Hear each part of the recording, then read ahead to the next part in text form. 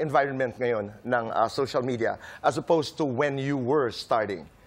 Di ba? Ibang-iba na. Actually, isa rin po yun sa reason why hindi na ako masyado nag-vlog.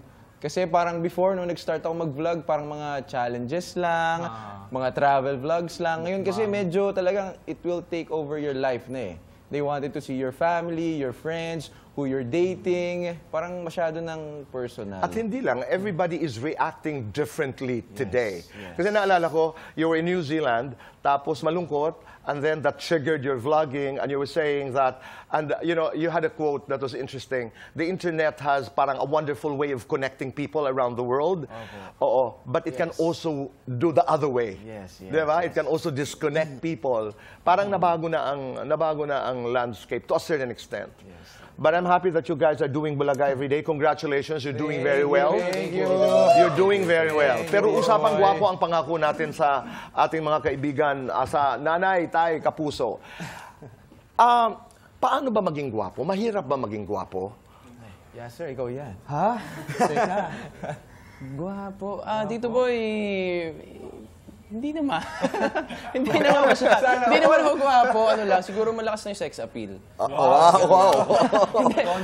mas matindi daw yun, di ba? Pag mas ma-appeal. So, kung tatanong kita, kayong dalawa, mas ma-appeal ba kayo kaysa gwapo o mas ma-appeal?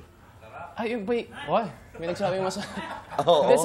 Ang pagiging gwapo naman, Tito Boy, parang sabi nga nila, the beauty is in the eye of the beholder. That's Pwedeng true. Oo. gwapo ako sa kanya, hindi naman ako gwapo sa ibang tao. Parang, Pero gwapo ka sa maraming tao. Gwapo ka, Brody. Thank you, Tito Boy. At ibang appeal mo, Kim Poy, di ba?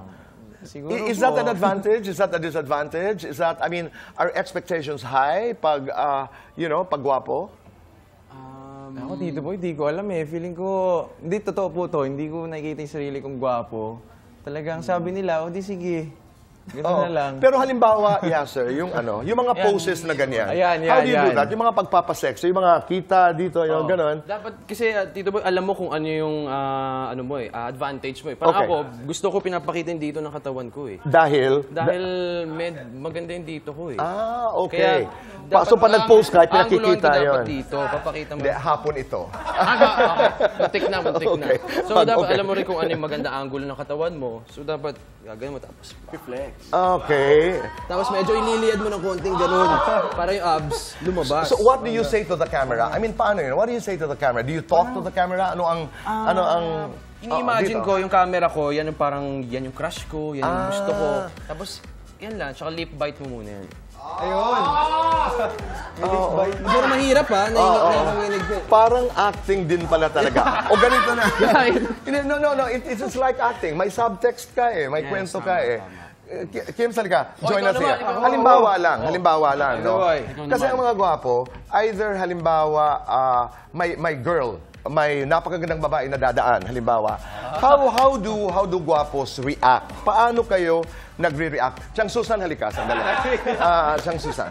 Halimbawa, hindi. I mean, lakad ka mula dito in the best way you can. Magandang babae, halimbawa, dadaan. How do you guys react? Okay, ito'y katuwaan lamang.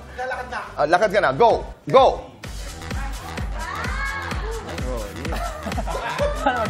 Magre-react, nako. Yung lakad mo naman hindi maganda eh. Para ka naman gumaganon eh. But how do you react? Ito, mabilis na lang. How do you react when girls make the first move? Ako Tito Boy, pag may ganun kaganda na dumadaan sa akin, mas hindi ako yung unang nag-first move eh.